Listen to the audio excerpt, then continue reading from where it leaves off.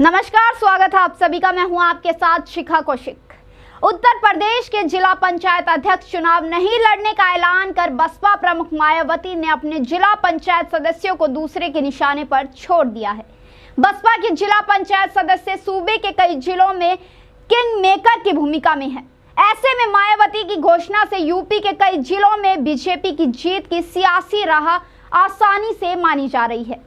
यही वजह है कि विपक्षी दल मायावती पर बीजेपी के साथ मिली भगत का आरोप लगा रहे हैं।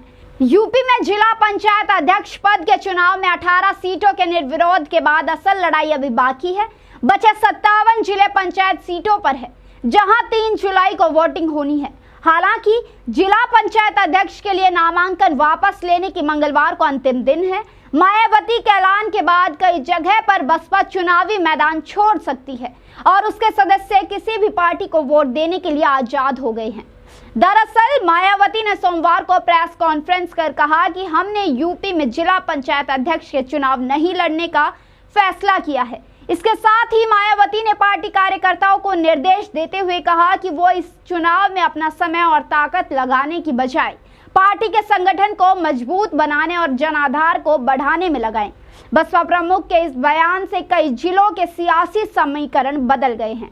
सहारनपुर बसपा का मजबूत गढ़ माना जाता है और 5 साल से जिला पंचायत पर पार्टी का कब्जा रहा है।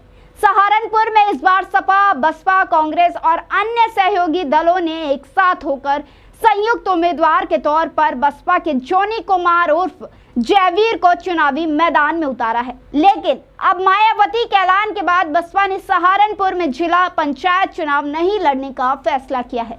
बसपा के उम्मीदवार जयवीर ने भी चुनाव न लड़ने का ऐलान कर दिया है और अब मंगलवार को अपना नामांकन वापस ले लेंगे। इस तरह भाजपा प्रत्याशी चौधरी मांगेराम की जीत तय हो गई है। मथुरा में बसपा के सबसे ज्यादा जिले पंचायत सदस्य जीत कर आए हैं, लेकिन मायावती के ऐलान के बाद पार्टी के सदस्यों को दूसरी पार्टी को वोट देने का विकल्प खुल गया है। कानपुर में बसपा किंग मेकर की भूमिका में थी और पार्टी सदस्यों को सपा और बीजेपी साधने में जुट गई है। इसके अलावा कानपुर देहात, बिजनौर, मुजफ्फरनगर, संभल, अंबेडकर नगर, बस्ती, बाराबंकी सहित तमाम जिले हैं जहां बसपा सदस्य जीत हार तय करने की स्थिति में है। प्रदेश भर में बसपा के करीब 350 से ज्यादा जिला पंचायत सदस्य इस बार जीत दर्ज किए हैं। यूपी के 57 जिलों में से 41 जिले ऐसे हैं जहां केवल 2 ही उम्मीदवार मैदान में हैं। ऐसे में जिला पंचायत अध्यक्ष के प्रत्याशियों को जीत के लिए बसपा के टिकट पर जीते सदस्यों को साध रहे हैं।